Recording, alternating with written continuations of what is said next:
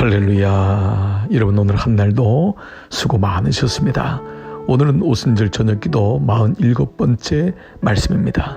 우리는 그동안 첫날 기도란 무엇입니까로 시작하여 소아시아의 마지막 라오디게아 교회까지의 모습으로 창세기부터 요한계시록까지의 말씀을 통하여 기도에 대한 여러 가지 모습을 같이 말씀을 나누면서 우리는 함께 은혜를 나누었습니다. 그것은 바로 하나님이 기뻐하시는 기도는 말씀 기도라는 것, 말씀에서 시작하여 말씀으로 마무리되는 것이 하나님이 기뻐하는 기도라는 것을 알게 되었습니다. 그렇습니다. 성령 강림절기 또한 제자들이 예수님 말씀을 믿고 기억하여 곧 성령을 주실 것이다.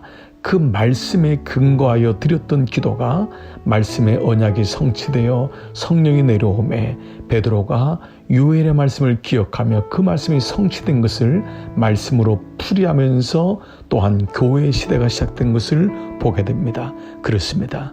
바로 성경에 나오는 모든 기도는, 하나님이 말씀하시는 모든 기도는 말씀 기도라는 것을 알게 되었던 것입니다.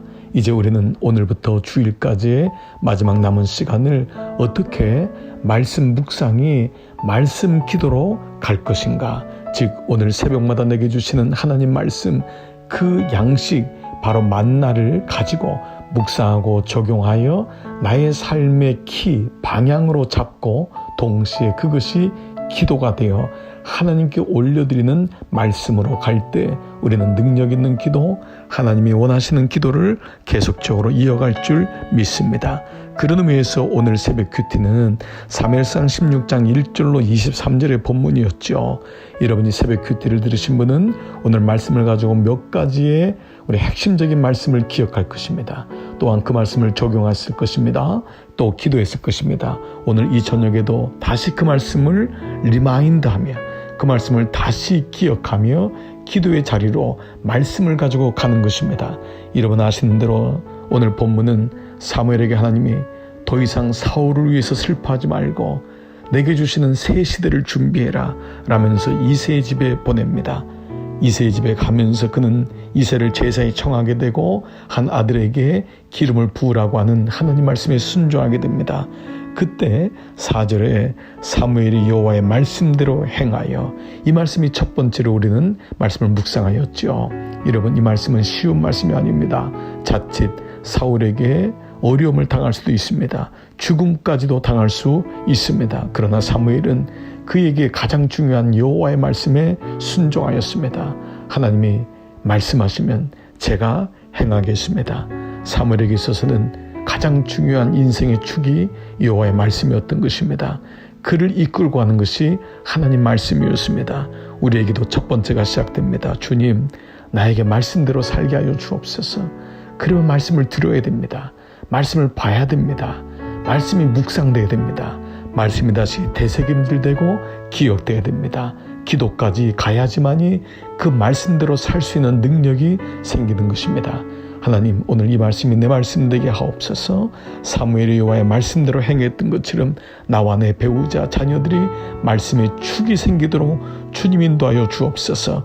간절한 기도가 될 것입니다. 두 번째는 7절에 여호와께서 사무엘에게 이르시되 그의 용모와 키를 보지 말라. 내가 이미 그를 버렸노라. 놀랍게도 엘리압으로부터 삼마 그리고 그 아들들 아비나답이 지나가지만 하나님은 말씀하지 않습니다. 심지어 그들 모두를 내가 버렸다고까지 말씀합니다. 그들을 버린 것이 아니라 그들이 자랑하는 용모와 키, 내 안에 하나님보다도 높아진 것을 하나님 기뻐하지 않는다는 것을 말씀합니다. 두 번째 기도가 됩니다. 주님, 나에게 하나님보다 더 높아진 것이 있습니까? 그것이 바로 용모와 키입니다. 하나님, 내가 하나님보다 더 의지하는 것이 있습니까? 하나님이 이것을 버렸다고 했습니다. 기뻐하지 않는다고 했습니다. 주님, 이것을 놓고 회개합니다. 내가 하나님보다 기뻐했던 것이 있으면 용서하여 주옵소서. 성령께서 기억나게 하고 떠오르게 할 때 이것을 붙잡고 기도하는 것입니다.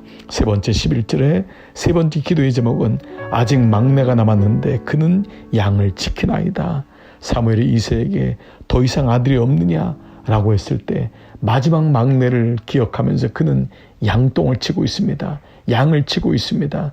그러나 그는 양을 치고 있다는 이 말씀 속에서 다윗이 어떠한 삶을 보게 됩니다. 하나님은 어떤 사람을 기뻐하십니까? 큰 일, 위대한 일을 하는 자가 아니라 그에게 준 일을 묵묵히 감당하는 그는 양을 지키나이다. 주님, 내게 주신 일, 내게 주신 사역, 내게 주신 작은 일 묵묵히 감당하게 하여 주옵소서. 작은 일에 최선을 다하는 사람이 큰 일을 맡겨도 최선을 다할 수 있고 하나님께 영광을 돌릴 수 있습니다. 그러므로 세 번째 기도는 주님, 내가 사람들이 볼 때는 작게 여기지는 것이지만 내가 그것을 귀하게 여기고 그것을 바라보고 하나님 앞에 나가겠습니다. 다윗은 양을 치는 그 순간에 하나님을 바라보고 찬양을 하고 감사하고 기도했던 것이 나중에는 골리앗을 이기는 능력까지 갔던 것입니다. 양을 지켜서 썼던 그 물맷돌이 골리앗을 이길 때 쓴 놀라운 일까지 나갔던 것입니다. 세 번째 기도는 주님, 내가 양을 지키는 일에 최선을 다하여 묵묵히 일을 감당하겠습니다. 사랑하는 여러분, 오늘 세 가지의 기도가 묵상이 여러분에게 기도가 되었나요? 주님, 여호와의 말씀대로 행하게 없어서 내게 말씀에 축을 주옵소서. 우리 가정이 말씀을 듣게 하옵소서. 주님, 내가 주님보다 더 기뻐하고 의지하는 용모와 기가 있습니까? 한순간도 잊지 말고 날마다 내가 주님을 바라보게 하여 주옵소서. 주님, 내가 양을 지키는 작은 일에 헌신하고 작은 일을 기뻐하고 그 일을 감당함으로 큰 일까지 감당할 수 있는 은혜를 주옵소서. 내 삶의 하루의 작은 일이 시작점이 무엇입니까? 하나님 말씀을 묵상하며 하나님 하루를 시작하겠습니다. 하나님 높이는데 나의 시간을 쓰겠습니다. 하나님께서 원하시는 삶을 작지만 시작해 보겠습니다. 오늘 이 말씀이 여러분의 기도가 되기를 축복합니다. 오늘 한 날도 말씀의 기도로 나가시기를 기도합니다. 기도하겠습니다.